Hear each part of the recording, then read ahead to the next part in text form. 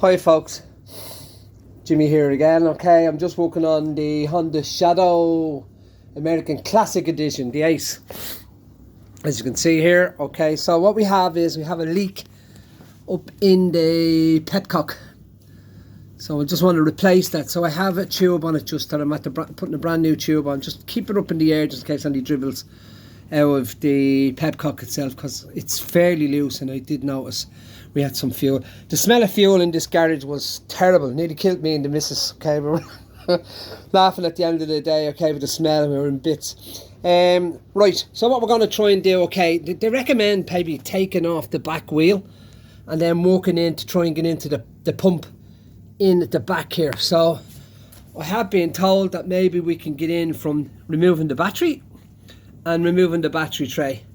So that's what we're going to do today. So what you'll need is needle nose pliers, so that will help for pulling on and off the stuff that you can't get with your fingers. Flat screwdriver, 10mm socket and wrench, because that's going to be for these little screws, or these little bolts I should say, that you see in here. There's one up on the top, one on the bottom left hand side, and one on the bottom right hand side. You'll also need a Phillips or a small 10mm span to get that off. I only opened this and that's only a brand new battery going onto it, less than 3 months ago, and look at the rust on it. So I'd advise maybe now and then to go and check that these are not corroding. God, that's terrible. It's a brand new battery, less than 3 or 4 months. Those T-shaped batteries are expensive. But anyway, right, so we have that, and there's the socket set. And what I'm going to do is just put you on pause for a minute, so you can get spanner set up and get this battery out. Okay, but you'll know how to do it. You know, need to undo that, undo the negative. Then we'll take this bottom bolt, this right hand bolt here, as you can see as well. Here we go. We'll try and focus for you there. One there, and one up the top. This will just drop away slightly, okay, and then you can pull the battery out. This hose drops, there's the original hose, you can see it there, that drops right down in under here, and this is a devil to get. So I'll try and stick this under here for you and see. It's actually in and up under there. I don't know what the camera's picking her up, but there's actually a filter up there as well, so we can have a look at that when we take the battery out. So I'm going to put this on pause for a second. I don't have a stand, that's the reason why, so you just have to bear with me, and it'll actually just flick onto that with that off. So I'm sure you all know how to take a battery out and undo 3 bolts, so we'll come back to you then. Okay, so back with you. What we're going to do now is, there's the battery out, there's the bracket itself that we just pulled down, and you can see the hose here. Follow it down, just goes in around here, and then you can see it then running across and then down. As far as I know, I think it's going into a pump. Maybe it's just going into the filter, and then from the filter then on into the pump, but we'll check that, we'll see. Okay, so that's where it is, and that's what you're looking to try and get onto, and they're supposed to be as awkward as hell. So I think the battery tray might have to come out as well, so I'll come back to you again then on that. Now there's the battery tray taken out, and you can see I've taken it out completely. So what was on this then was a bolt here, a 10mm and a 10mm, and it won't come straight out. So what you have to do is you have to jockey it over to the left hand side. There's also 2 little tubes that go in into this section here. They just drop in there, and that's them there. So the big one at the back and the smaller one at the front, and that's just the cable off the negative for the battery. Okay, so I don't know what we have here. What's this little blue line? Okay, but sure, like, oh, it's down onto the pump itself, right? Okay, so what I'm going to do then is try and get down here. So I may have to put my hand up through the back here to try and fiddle away. So I heard it can be a fiddly job, so here we go. So there's that hose we want to remove. This part that runs all the way down here, and that's it there coming out there. Okay, and then it's on to, it's actually is on to like a filter. So we'll get a bit of light on that in a minute then, and we can take it from there. Now there you can see it's actually the filter that it goes onto. So the filter is literally held. I'm going to move the camera here, okay? So the filter's held up there on a rubber. Very hard to get, to maneuver. It can be one of these real awkward jokes to get. So what I'm going to try and do is undo, if we can point to this, undo that clip there. So if I can do that, undo that clip and just make sure it can hold that filter. Actually, I should have got a filter and maybe changed this out while I was at this. But I'm going to try and unclip this, that little clip. Alright, so I have that needle nose pliers. Pull the hose off the filter and then bring it back up through there, and you can see there's that hose we want to renew. So we're going to take that hose completely out and back up along the bike, and that's the new hose that I have up in the air, and there's the section that I want to. The only reason I'm doing this now as well, obviously I had a leak, and the smell of petrol was terrible. It was weeping through the hose. This is 1999, and it was lying up for a while as well. So what has happened here is it's gone porous, I think, over the years. And then if you're leaving a bike lying, I don't think it's the best thing to do. So look, I can give all this a good cleaning while I'm under here and all. So God, I thought my bike was a bit cleaner than this. But anyway, we'll continue on, and as I said before, I'll be back to you as soon as I can. These are just drip hoses that come off and they just drop down onto the ground here. They just, whatever, I don't know, expansion off something, okay. I've heard that it just dribbles a bit and it's just for hoses to drip down. This is actually off, this smaller hose is just off the top of the battery. So in case there's any fluid, it'll drain down here and then down, and that's it there. There we go, that's it there, just coming down just beside that fin there, okay. Okay, back to this in a while again. Now, there's the hose off. So you can see, and it is awkward. Okay, I had to use the battery stand to hold up the torch. So we have it off now, and what I'm trying to do then is disconnect this hose, this part. Oh, there goes the torch. So this part that goes onto the fuel filter, and this, and we'll just pull that out and we'll renew it then with this new black hose that I have here. You can see it just coming off it. So I'll come back to these again. So that's what it looks like when it comes out, and you can see it's shaped in that shape. So I'm hoping we'll be okay.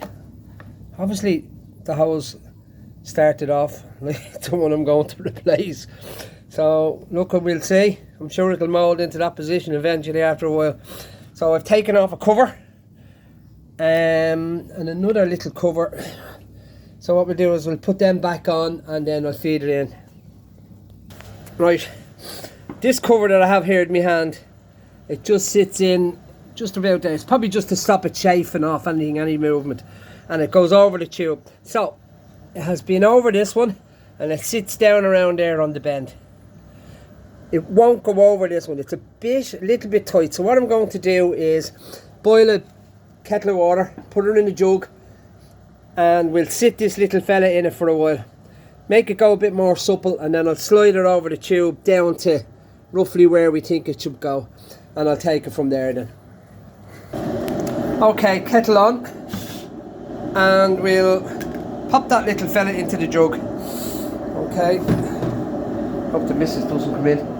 So we'll pop that little fella into the jug. We have the kettle boiling away, and what we'll do then is we'll just soften it up. Give it a couple of minutes just to soften. So, right, we leave that sitting in there for maybe a minute or so, just for it to soften up, and hopefully then it'll go over and go into shape. It'll stay into a section. I'll measure it and we'll see how far we have to put it up. It's probably more than likely just to stop it chafing, just while the bike is moving, and it gives it a bit of protection to the hose itself. We'll take it from there then. Now, whatever you do, don't put your fingers in the water. So we're using this little tongsy kind of shape jug, and it's gone fierce. It's gone very supple, so that hopefully now will push in over the hose. And I learned that as well from me plumbing days. Right, so we'll go for that. And we'll get rid of the water, make sure nobody gets burned. Yeah, out we go. Out into the garage. Tools everywhere. Right, so there we go. So it's going to go in over this, down to around this section here. That's where that sits. Just sits there because that part sits around here somewhere, and it's probably to stop the bike, maybe where the swinging arm is, and to stop it moving in case the swinging arm is going up and down. So we'll take it from there now. Now, we're back. A little tip for you as well, okay? Once you expand it then, put a little bit of oil on the outside of the hose, and that'll slide over. That's another one that will help protect it when the hose is in behind the back there. So it sits in behind the back and runs up then to the petcock. So we're ready to fit, and hopefully now this is where the fun and game starts. So obviously that'll go down then and sit up on there on the clip, fed up around the back there. Now it is a little bit awkward, but take your time and no F's and B's. Because I've had a few myself. So right, we'll take it from there again, as I said. Sorry about the take it from there all the time. There's the hose back on. So that all took of about less than 10 seconds just to push that on. So I'm feeding this back up through the back here. Sorry, in behind the back of where the ignition is. Up and out through the side here. And there's where it pops out. So we have enough hose there so we can actually lift that up or down, and you can see it moving there. Okay, so we have a bit of room and we've plenty of hose. I'll give you a measurement on that hose, okay, when we're finished. Now the two little hoses that were unclipped from up there, you can see them, they're like drain off hoses. Okay, so that I just fed back down, and then they just sit in between here. Sorry, my fingers are in the way. Just put them in behind the back of that and just fold that over. So there's one there, I think from, is it? Yeah, it's off the battery. So in case there's any overflow off the acid of the battery, okay. So now back up here, we've come back out, so we have everything fed up around here. Those two, this negative here off the battery, and this other cable, I don't know what it's coming off for the minute because so many, they will actually fit in on the stand here. So you can see the stand, so one goes in there and one goes in there. So when the battery stand, or the battery frame I should say, goes back in, that cable and that cable will fit in here. So we fed it up, we have a bit of slack, we can push that down there, okay, so we're grand. Make sure we're not pulling any wires out.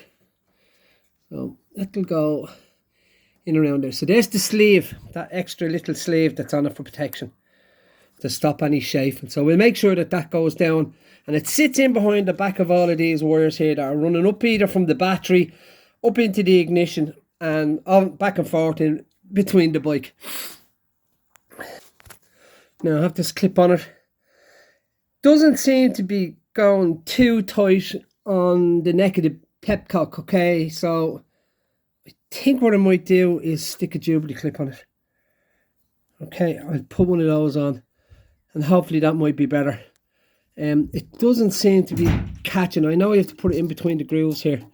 I wonder if we'll have a go and see, and I'll turn on the fuel. If not, I'm going to have to try and put a Jubilee clip. I don't know what they're called in other parts of America and anywhere else, but in England and Ireland and Europe I think they're called Jubilee clips. Okay, so we'll stick this on here and see whether this sits in between the middle and what literally hopefully stops the leak. Get the needle nose pliers that you have and just put it in around the hose and kind of just crimp it there and just pull the hose up onto the nozzle or onto the spout that's on the petcock. It'll just feed her up, because it can be a bit hard. Try and get your fingers up and push it onto it, okay? So this will help you. It's like an extra, like a big claw. So we'll walk away in this, fit this little clip on here, and it doesn't seem to be putting much pressure on it. So it's really only the hose that's sitting there, and I'm just gonna turn on the valve and hopefully we don't have any fuel in there. Okay, there's the fuel. I can hear the fuel going down into the pump. You can hear it. So that's it live now with fuel. I'm only hoping we don't get any leakage. So check in under here. Seems to be okay. Get the bracket out of the way. Just on with the torch and see. Check. So seems to be fine. Okay, so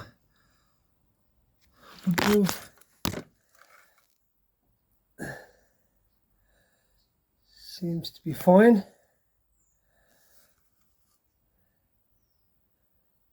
So I'm going to leave that for about 15 minutes and just come back to it and just make sure. Okay, we can give this a wipe in underneath. I'll just show you this tray. Move the old, just towards, I'll tell you, do you know what? A little camera holder would be ideal for this. I don't do too many videos. Right, so this is rusting. It looks like, I don't know whether somebody put a weld on that. You can see it there. Sorry, let me just focus. I think that had a weld and a little bit of treatment before. We'll give it a little rub down and I'll prime it. You can install securely reference with baby. Yeah, so we can do that. We can put that little hose. That's the hose there. So this hose that's on the side will actually go up into the side of the battery. So I'll give that a rub down and inside as well. Just take the rust off it and prime it and give it a little bang of paint before I put it on. That's the tray rubbed down. Full of rust. So I'm going to prime it, well, treat it, then prime it, and then we'll give it a spray of black paint just to touch it back up. So we'll work on that now. It just gives it a fresh look. There's the battery stand, and we've just primed it up. So we'll let that dry. We'll give it a half an hour and then we'll come back to it. That's the battery frame, rubbed down, primed and painted. So we should be okay. So we'll let that dry. Hey buddy. Let that dry for a while. And we'll stick it back in. So here's the bike. We've had it on for, I don't know, nearly well over half an hour. So no leak. Nothing in beyond, no leaks. Everything's dry down below. So we'll take it from there. And then what you do is, really what it is just to rebuild them from where you were before, okay? So battery tray in, and the two cables back into the little slots, and then from there just fit the battery on, making sure everything is all tidied up. Now there's the battery back in and the tray, and it just means that I have to put the side panel back on, side panels there. So we just pop that back on. We'll open up the valve again because I know we had it tested earlier on, and we'll let the pump flood and then see how we're going. Okay,